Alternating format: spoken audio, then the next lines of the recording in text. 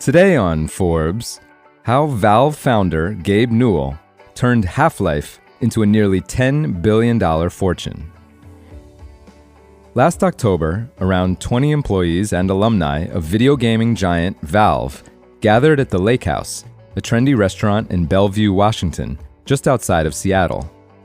The artists and coders trickled into the private event to celebrate a big milestone, the 25th anniversary of Half-Life, Valve's best-selling video game, which was released 2 years after Gabe Newell and his business partner Michael Harrington started the company in 1996.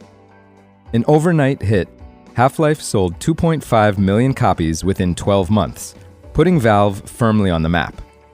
Even today, with multiple hit games like Portal and Dota 2, a fast-growing hardware division, and its digital sales platform Steam, making Valve one of the most consequential gaming companies in the world, Half-Life is still core to the company's identity. Harrington, who is now 60 years old, left Valve in 2000, a couple years after Half-Life was released.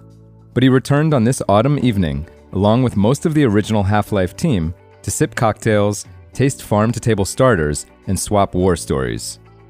However, there was one notable big no-show that night: Valve's 61-year-old co-founder and president, Gabe Newell. While Newell is still the company's leader, he's rarely at Valve's offices these days and hasn't attended an in-person company event in years.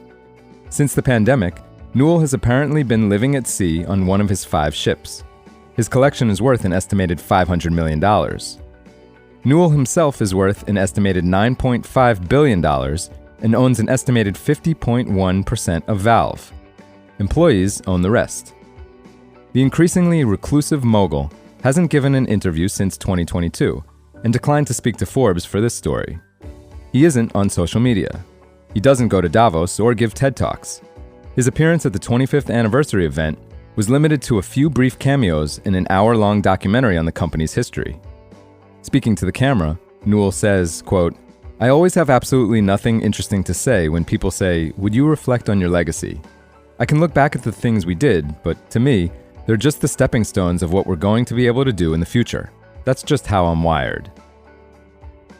To gain insight into one of the most central players in the nearly $238 billion in worldwide 2023 revenue video game industry, Forbes poured through dozens of legal documents and spoke to former employees, video game industry experts, financial analysts, and legal experts.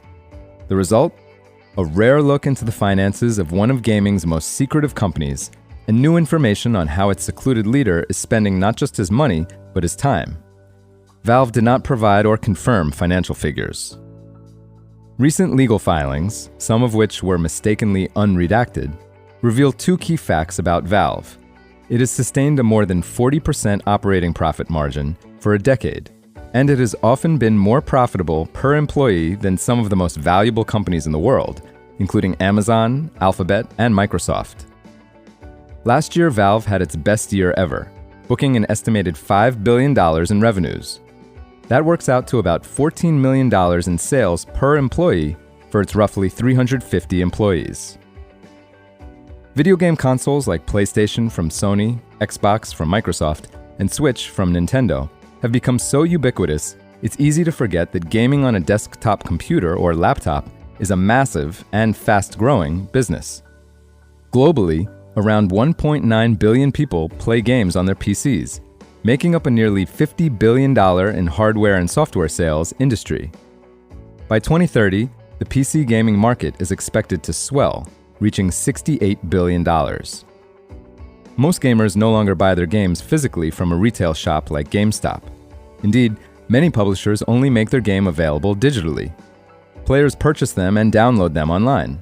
And if they live in the US and play on a PC, they usually do that through Valve's game distribution platform, Steam, which has commanded an estimated 75% global market share for the last 19 years.